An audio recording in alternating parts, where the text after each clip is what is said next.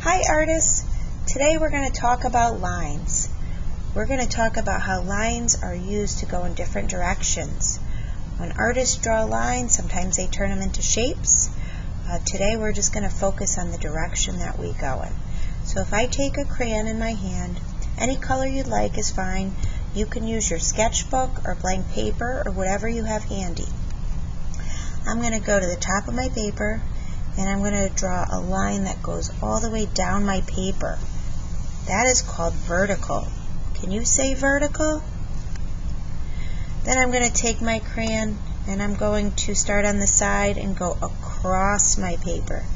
That's called horizontal. Can you say horizontal? Some lines are slanted. Maybe I'm going to start at the top left and go down to the right. We call that diagonal. Can you say diagonal? And there's a second diagonal. Maybe I want to go from the upper right and go slope down to the left. That's also called diagonal. Can you say diagonal? Now, once you do that, maybe you want to add some more vertical and horizontal and diagonal lines. I'm going to make one here, a vertical. Say vertical.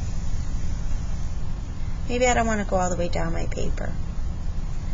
Now I'm going to make another horizontal line that goes across my paper. Can you say horizontal? Maybe I'll make another little short diagonal. I think I'm getting close to being done. Maybe one more diagonal. Good.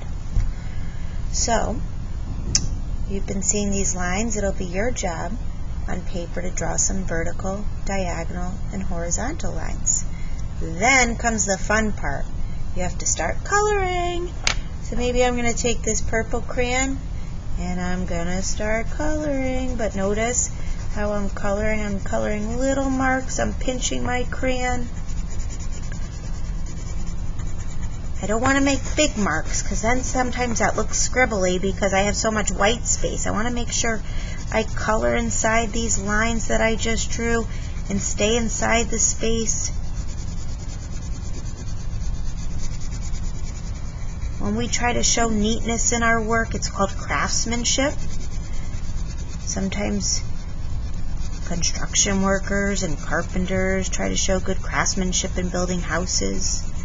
In art class, we try to take our time and show neatness. And for coloring, when we have these lines and we're trying to color, we try to keep our coloring inside the space, and we also try to color up all the areas so we're covering this whole section, this triangle I made carefully with a purple crayon and making sure to cover all the white spaces. Then maybe I'll put that crayon down. I'm going to take another color. Oh, sorry, that was the bell. Maybe I'm going to color this space. I'm going to try to stay inside the lines. You can go to the edge of your paper, but be careful that you don't get crayon on the table that you're working on. Okay, and if you do, you got to clean it up. That's also what a good artist does. So you want to keep coloring your spaces, making little marks, having fun. Coloring's the best. I think it's so relaxing. Trying to stay inside those lines. Keep working. This will take you a while. And I have one I finished, so I'll show you what maybe a finished one looks like. So after some time, maybe you'll have finished work. Looks really colorful. It looks neat. It almost looks like stained glass. Maybe when you're done, you want to sign your name. That's another thing artists do.